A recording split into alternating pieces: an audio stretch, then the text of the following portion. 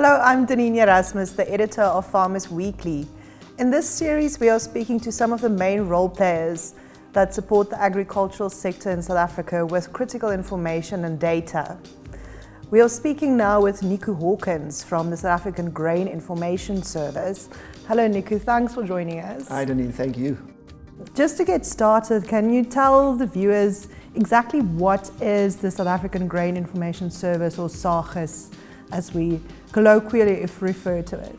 Yeah, SAGIS is a non-profit company put in place by the industries. That's the grain and oilseeds industries in 1997 when the markets were deregulated.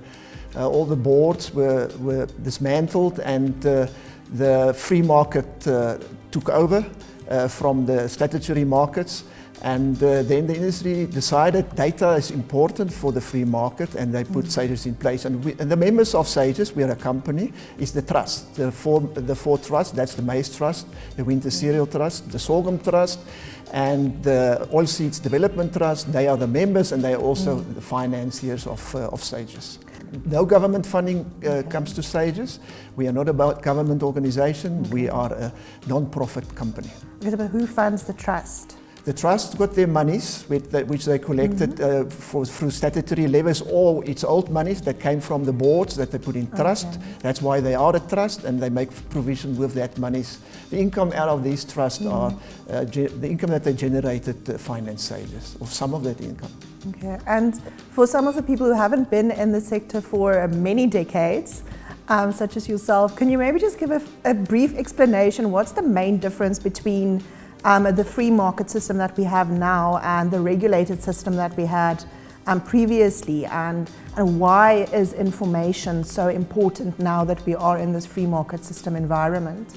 Yeah, in the old days when the boards did everything, they and the Minister of Agriculture, they put prices in place. Farmers produce and they deliver to the boards and they get that price. So there was no price discovery in the free market environments. Since 1997, all of that was dismantled. It was put to the side. And the farmers and the whole industry, all the role players in the industry have to do their own thing. And for a free market to work, you need information, you need data, because supply and demand is the main things that determine prices. So if there's enough, prices is low. If there's too little, prices is high. So it is very important for the industry in the free market environment that there must be sufficient data available to all the role players at the same time. So if we just get to the work that SAGIS actually does, what does a typical work week or a work month at SAGIS look like? Yeah, the only way government is involved is under the Agricultural Marketing Act, there's a statutory measure, and all the role players in the commercial market environment, it's compulsory for them to give information on a weekly and on a monthly basis to SAGIS.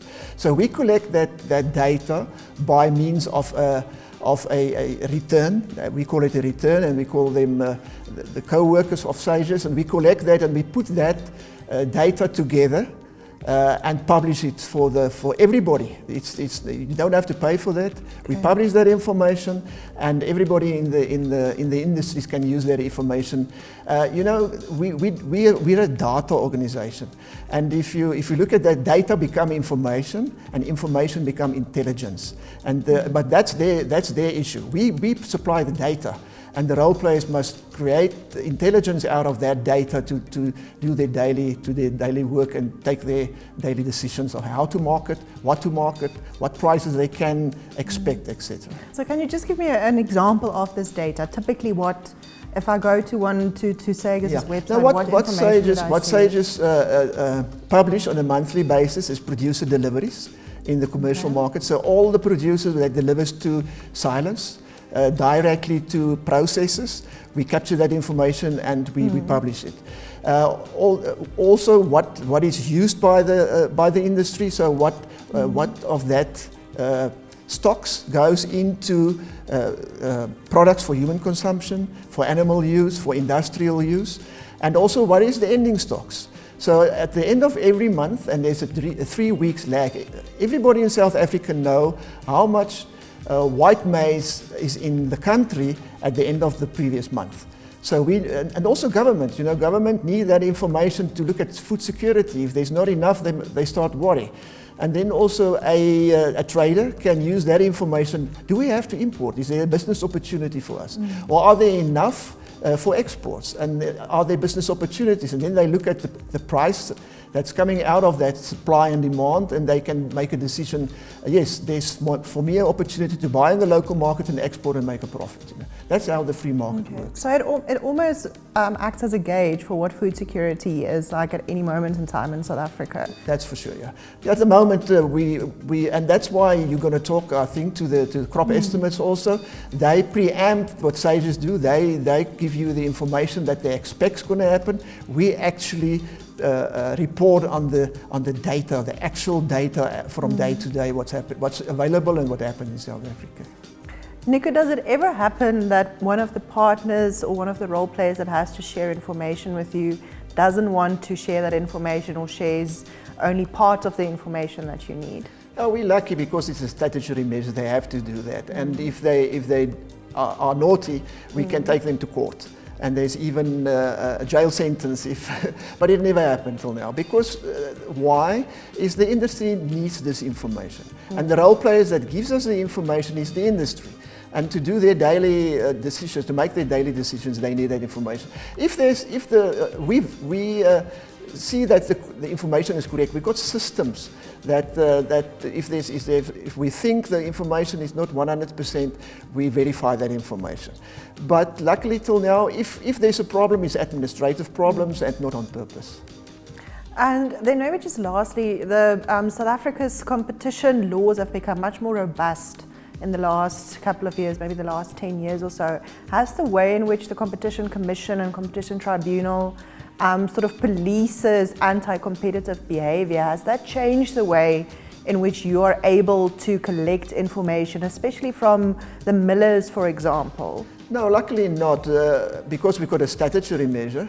But we have to adhere also to the competition laws. But and that tell us how to put the information in the public environment. So they've got rules, and we adhere to that rules. And there's no problem. What's interesting is from time to time they want information from us, and then we say, but sorry, get a court order, because your rules is telling us we're not allowed to give you that information of that specific co-worker. So that's quite interesting. Now we have to adhere to that, but there's no problems with how we put out the information to the industry. Okay, thanks very much, Nico, and thanks for the work that you do for the farming sector and also for the agri-businesses in our country. Thank you very much.